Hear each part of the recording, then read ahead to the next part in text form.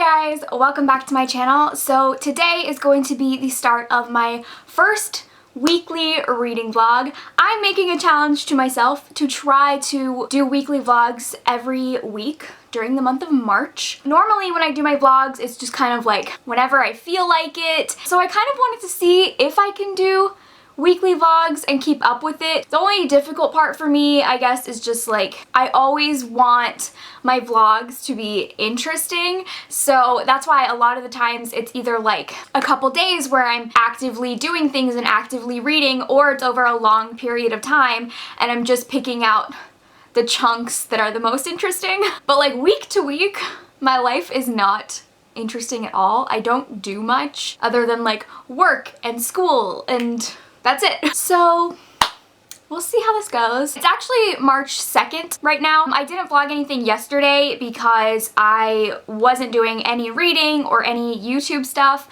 But this weekend, the book that I am going to start reading is If We Were Villains by M.L. Rio. I am buddy reading this with Vanessa, and I'm really excited. Most people that I know who have read this have absolutely loved it, gave it 5 stars, called it one of their favorite books of all time. I think this is about a troupe of Shakespeare actors in like a college or a school. It starts out one day, the main character is being released from a 10-year sentence in prison, and he's finally ready to tell the truth of what happened 10 years prior. One of the members of this actor troupe died, and there's this mystery as to how it happened. Yeah, I'm gonna be reading this weekend and working on some videos. I actually have like a whole schedule of the videos that I want to post, and I'm gonna try really hard to stick with this schedule. I am right now finishing up editing my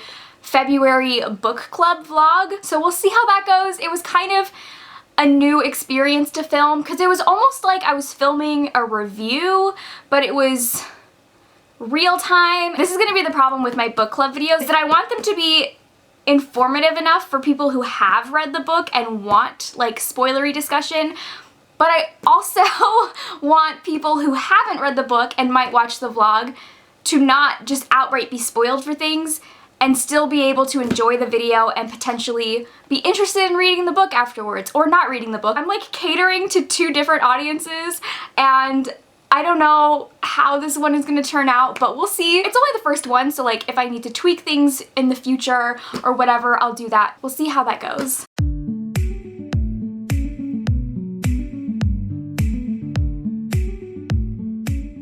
So I actually just got 2 books in the mail that I'm really excited about, and they're both giant books. The first one is the bind up of the Newsflesh trilogy by Mira Grant. Anytime I talk about Mira Grant, people in the comments love to tell me that Mira Grant is a pen name for Seanan McGuire, as if she's not my all-time favorite author. Thank you for informing me, but I know. I've been really wanting to read more of Mira Grant's works, and I believe that this is her most popular. It's a zombie trilogy. I'm pretty sure the first book is called Feed. I've been really wanting to get to this series, but I hate the covers for the trilogy. When I saw that they released a bind up, I was really excited, and this cover is like not my favorite, but it is definitely an improvement. I'm really excited to start reading this. And then the other massive book that I got is Priory of the Orange Tree by Samantha Shannon. Oh, this is really gonna mess with my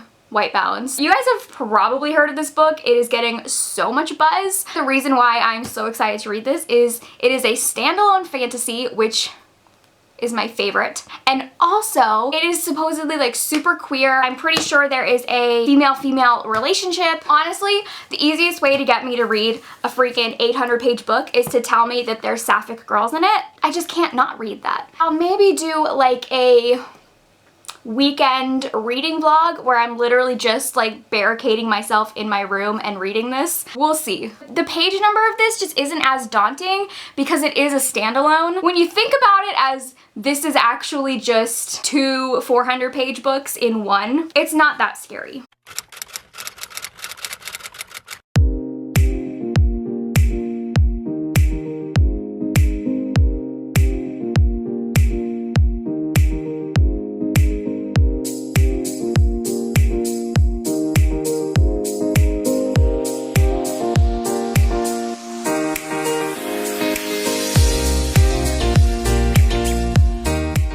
So I ordered a bunch of these bath bombs off of a third-party seller on Amazon, and I'm like really excited. So there's 10 bath bombs in here, and it was only like 20 bucks. And it also came with this free soap, which actually smells really good. But the thing is, you don't get to choose like which bath bombs you get. You just get like a random assortment. So I have no idea what's in here, but I'm excited. And I'll definitely show you guys like how they do. Basically, it came out to like $2 a bath bomb, which, okay, I take baths pretty much every single day, sometimes more than one time a day, and I love bath bombs and like bath products, but they're just so expensive, and I cannot afford to pay like $7 a bath. That's just insane. So I'm really glad I found these, and I'm excited to see how they do. Oh my god, this one smells so good. Moroccan vanilla. Ooh. Ooh, that smells good. And surprisingly, none of them seem broken. I was worried. This one is like a little bit crumbly, but it's still pretty much like fully intact. I was worried that they would break in the shipping, but none of them are broken, so that's nice. Okay, so when I take a bath later, I'll definitely show you which one I pick and how it does.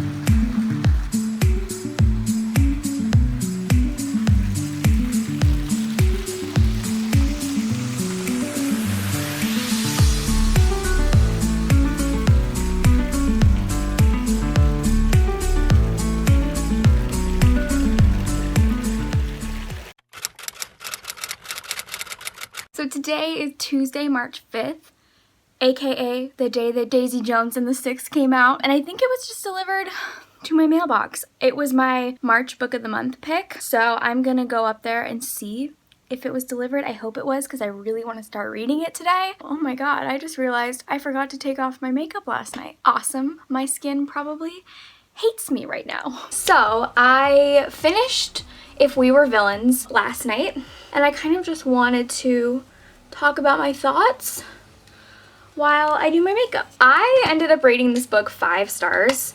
It is definitely my favorite book that I've read so far this year, and I think one of the reasons why I loved it so much is because it's just so clever, and the author majored in Shakespeare studies, and you can definitely tell because the whole book is set up kind of like a play. There's 5 acts and it's broken up into scenes. It's still in like a narrative format. It's not a play, but it's set up in the structure of a play. In each act, the characters are performing a different Shakespeare play.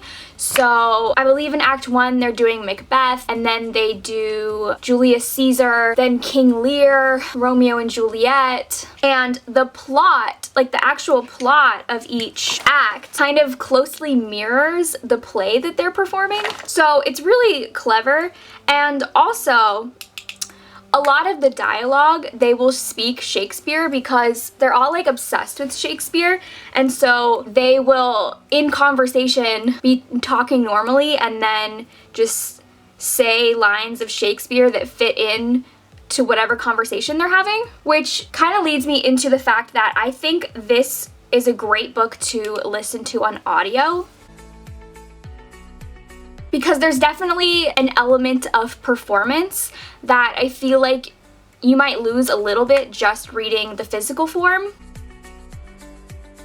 And so like actually hearing the performances on audio just really enhanced the experience for me.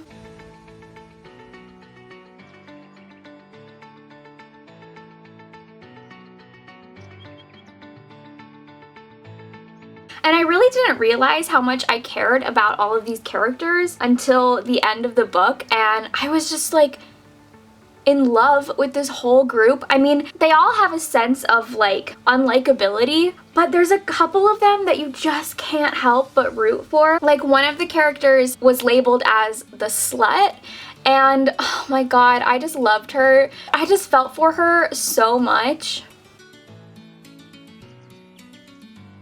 There's another character named Philippa who is kind of like people really underestimate her and like forget that she's even there, but I love her so freaking much. Definitely my favorite characters were the main character Oliver and James. I think that Oliver is Pan. It was never like 100% confirmed on page, but there was something he said about how his love and attraction for another character transcended gender, and that to me just like screamed Pan. But the relationship between Oliver and James was definitely like my favorite part of the book.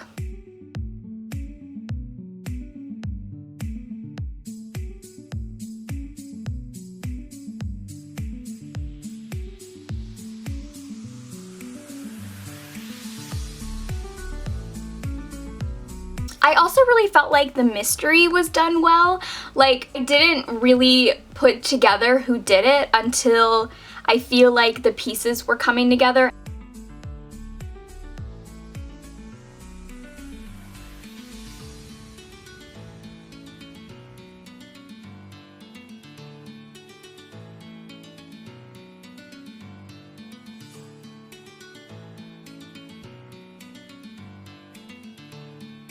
And the ending really killed me. I don't know what to think about the ending. It's one of those endings where like you can kind of choose what you want to believe happened, and I'm just like naturally pessimistic. But yeah, this was an incredible book. Like, I genuinely have nothing bad to say about it. I gave it 5 stars like I said, and it's my favorite book I've read so far this year.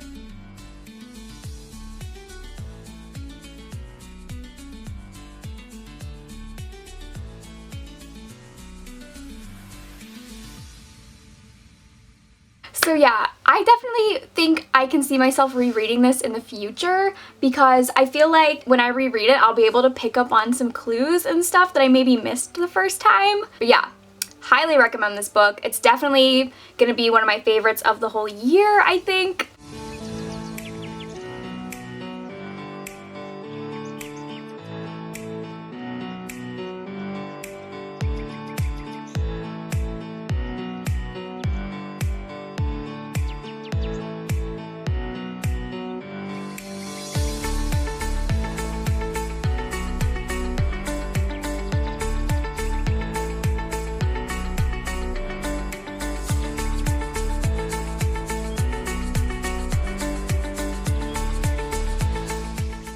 Oh, I've been sitting here trying to write an Instagram caption for like 20 minutes. I hate writing Instagram captions. But look how cool this photo turned out.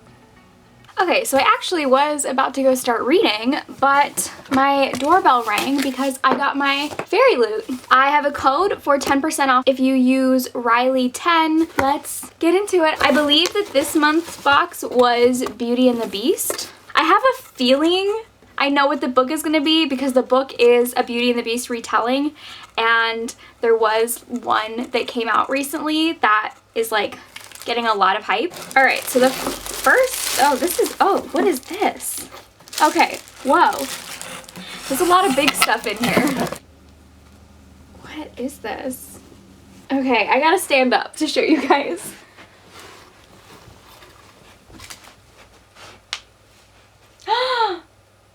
Oh my god, that's so pretty. I don't know if you guys can fully see. This is a tapestry, and it is the scene, the ballroom scene in Beauty and the Beast. It's so beautiful. Okay, just to like show you guys more close up, here is the artwork. This is really pretty. I have never had a tapestry. I've always wanted one. I don't think I'll put this in my bedroom because it doesn't really match my color scheme, but I can find a different room to put it in. All right, next is this tumbler. This has the rose, and then it also has like all this glitter in it. Is there a straw? Oh, I guess I need to have my own straw, which I do. That's fine. Next, Beauty and the Beast trinket tray. This is so cute. So it's like a little like jewelry dish, and it says, "If it's not Baruch, don't fix it," which is a quote that I believe Cogsworth says in Beauty and the Beast. Then we have more of these Sarah J. Maas tarot cards, which you guys know I'm not a Sarah J. Maas fan, so. Next is this beautiful artwork. And this was done by Amaretta. The one thing I love about Fairy Loot is they always have the best fan art. Then there is a City of Brass, Kingdom of Copper bookmark. There is this scented perfume that's called Tea with Mrs. Potts, and the scent is vanilla and white tea. Oh shit. Oh my god, that smells so good. You guys, this smells amazing. It's triggering something from my childhood, but I can't think of what it is. I don't know. Oh, you know what it might smell like? Didn't Jessica Simpson have a line of like body stuff that was edible, but like you probably shouldn't have been eating it?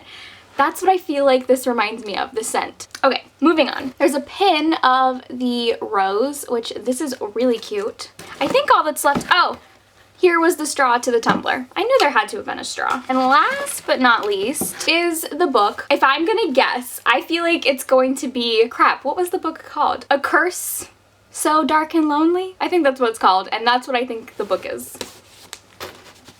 Okay.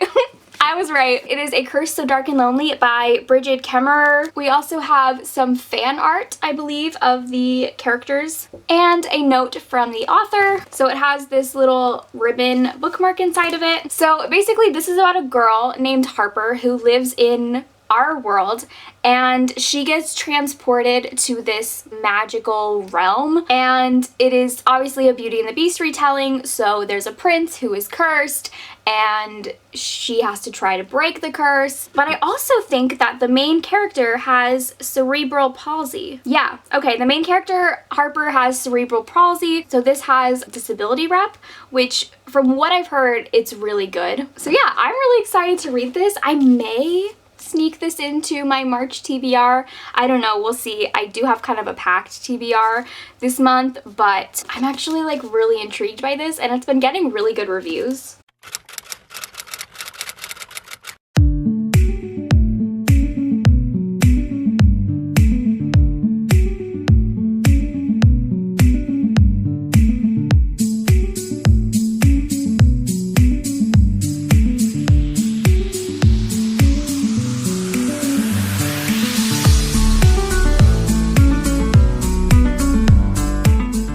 About halfway into Daisy Jones, and oh, hold on, let me close my blinds. Someone commented on one of my videos recently and said that it's really scary when I have my blinds open at night, so I understand. I am like halfway into Daisy Jones, and I'm really struggling with this. The first 100 pages were so boring. It's told in an interview format, but there's no questions.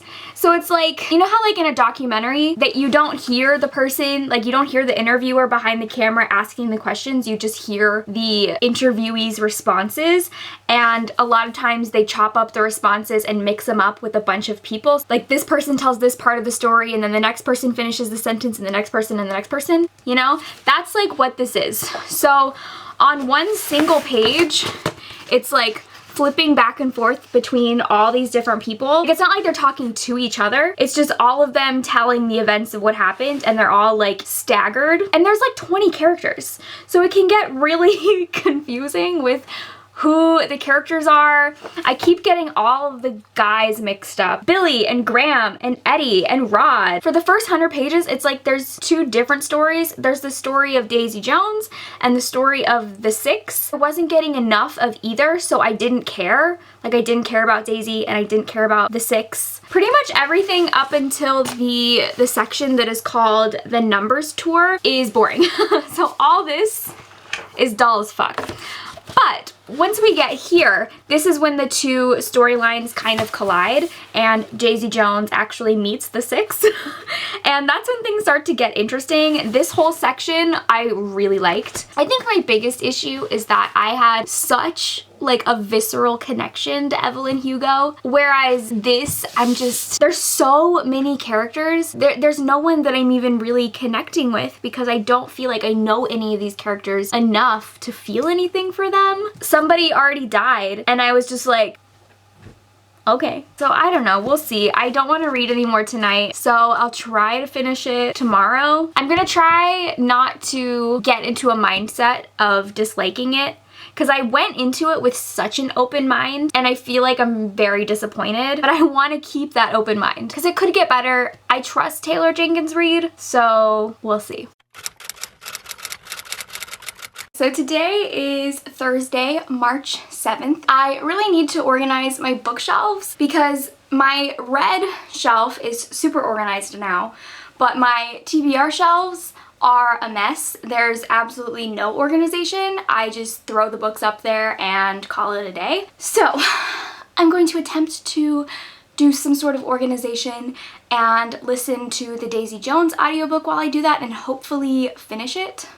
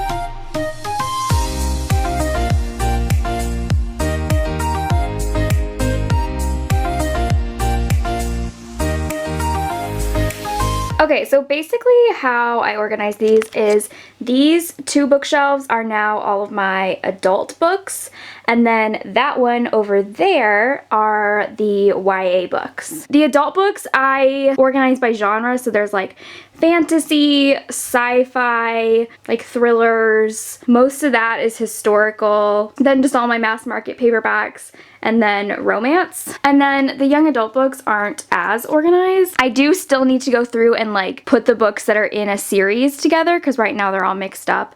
But I don't really feel like I need to organize them by genre because 99% of this is fantasy. I just finished Daisy Jones and the Six, and wow, have my opinions about this completely changed. I don't even know where to begin. All of a sudden, I cared so much about Daisy and Billy. I still stand by what I said. Yesterday, the first portion of this book was really boring, but once Daisy Jones and the Six come together, I fucking loved it. There's this very specific trope that I love. It's when two people are writing music together and they end up developing feelings for one another. So like music and lyrics, A Star is Born, Maybe Someday, and now Daisy Jones and the Six. Pretty much the reason why I ended up falling in love with this is because of the relationship between Billy and Daisy, because it is a very interesting relationship that I don't know if I've ever really seen one like that portrayed before. Also,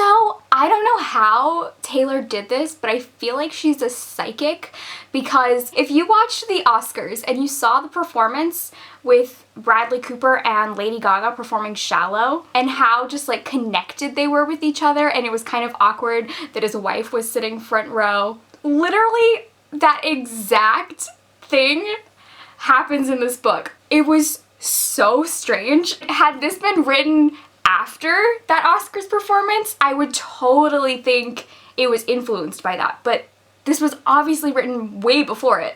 So I just think Taylor Jenkins Reid is a psychic, and she knew that that amazing performance was going to happen. Just like with Evelyn Hugo, where I felt like that book and that story and Evelyn as a character felt so real. This honestly felt like a memoir about this real band. Something about Taylor's writing just makes things feel so grounded in reality. So honestly, if I was taking out the beginning section and just rating this part, I would give it 5 stars. But since there's 100 pages that I just wasn't connected or interested, I'm gonna give it 4 stars. A couple other negatives that I just want to mention. I definitely think that Daisy and Billy were the stars of the book, which is kind of ironic because in the actual book world, they were the stars and it was like low-key an issue. And they were genuinely the most interesting parts. Like, I did not care one bit about anyone else in the band. And so anytime there was too much time spent on them, I was just kind of checking out a little bit. And I also was not happy with the ending. It literally didn't really end. I'm not really sure what the ending was. It just was kind of over, and there was so much tension throughout the whole book, and then it just kind of goes nowhere. So yeah, there's also at the end of the book, there is all the lyrics for all the songs that they wrote, and I haven't read them yet because I know they're gonna make me cry, and I just need a little bit of time. I'm really glad I didn't DNF this and I stuck it out. Also, the audiobook, 10 out of 10. Amazing. That is going to be it for this week's vlog. Thank you guys for watching, and I will see you in my next video. Bye!